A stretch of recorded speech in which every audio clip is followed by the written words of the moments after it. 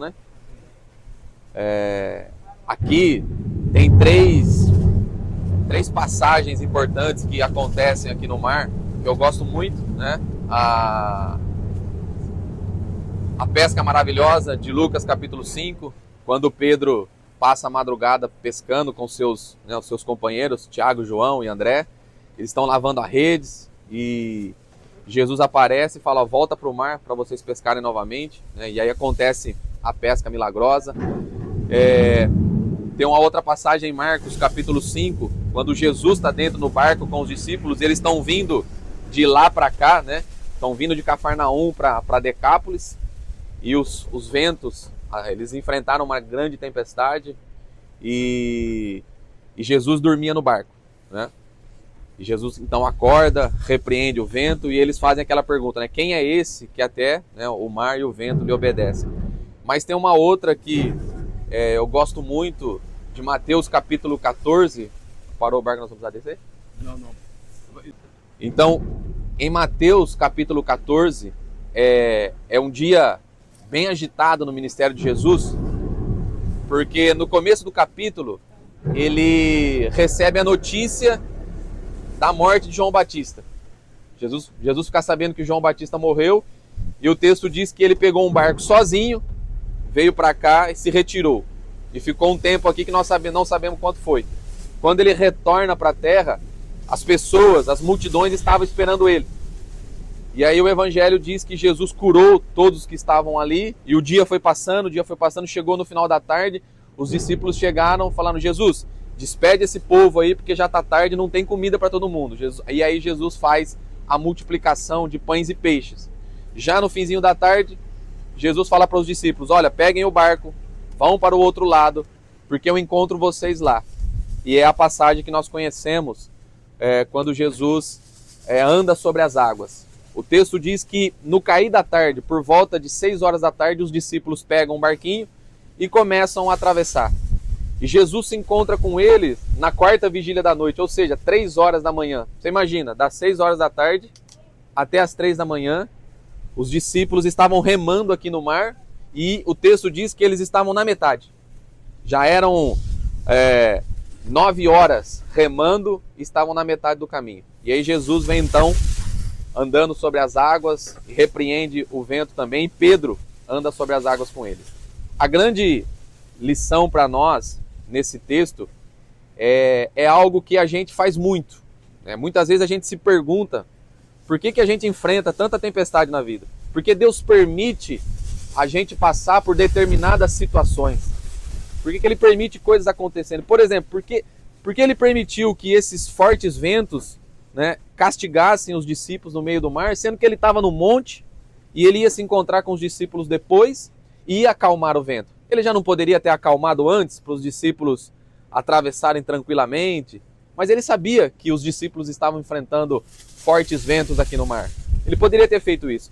São coisas que toda vez que algo ruim, né, alguma dificuldade acontece na nossa vida, a gente sempre pergunta por quê. Oh Deus, por quê?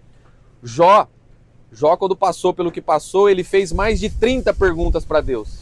Por quê? Por que eu nasci? Por que eu não morri? Porque a gente quer entender. E nós sabemos que Deus permite nós passarmos por tempestades, porque algumas coisas vão acontecer. Como, por exemplo, em primeiro lugar, Deus permite a gente passar por tempestades, porque no meio da tempestade, Ele revela o seu poder. Ele revela o seu poder no meio da tempestade. Os discípulos viram o poder de Jesus andando sobre as águas e repreendendo os ventos. Os discípulos viram isso. Se Jesus tivesse resolvido o problema antes, eles não teriam visto, não teriam tido essa experiência. Então, quando nós passamos por dificuldades, quando enfrentamos problemas na vida, é uma oportunidade de Deus revelar o seu poder em nós. Eu passei por uma experiência há 11 anos atrás, e compartilho com os irmãos aqui. Em 2015, eu e a minha esposa, nós decidimos que então iríamos engravidar e tal, e começamos a fazer os exames, os preparativos e tudo mais, e aí foram 3 anos de espera. E nesse tempo, muitos exames chatos, muita coisa ruim, descobriu que ela tinha uma dificuldade e tinha uma das trompas entupidas. né? O que dificultava muito mais, né, o processo da gravidez. E foram 3 anos de tempestades muito difíceis. Porque a gente chegava na igreja, pessoas vinham e falavam, olha, esse ano vocês vão engravidar. A gente saía para viajar, o pessoal falava assim, ó, vocês vão voltar da viagem grávidos. E nada acontecia. Virava um ano e nada, recebiam palavras. Pessoas às vezes chegavam e falavam assim, ó, você precisa ter mais fé. Você não engravidou ainda, falavam para minha esposa, você não engravidou ainda porque você não tem fé. Gente dentro da igreja, eles falavam isso. Tempestades difíceis. E muitas vezes eu ouvi ela chorando no meio das noites, perguntando para Deus o porquê. Por quê, Deus? Mas em 2018, ok? Em 2018, nós descobrimos a gravidez dela. Ela engravidou. E quando fomos fazer o primeiro ultrassom, o médico disse algo surpreendente. Falou para ela, olha, você engravidou exatamente do lado da trompa entupida. O médico disse, eu não sei como, mas um óvulo passou pela trompa entupida. E a trompa entupida está entupida até hoje, porque ela fez outros exames e continua lá. Ele falou, eu não sei como foi. Eu falei, eu sei. Foi o poder de Deus. Então, no meio da tempestade, Deus revela o seu poder.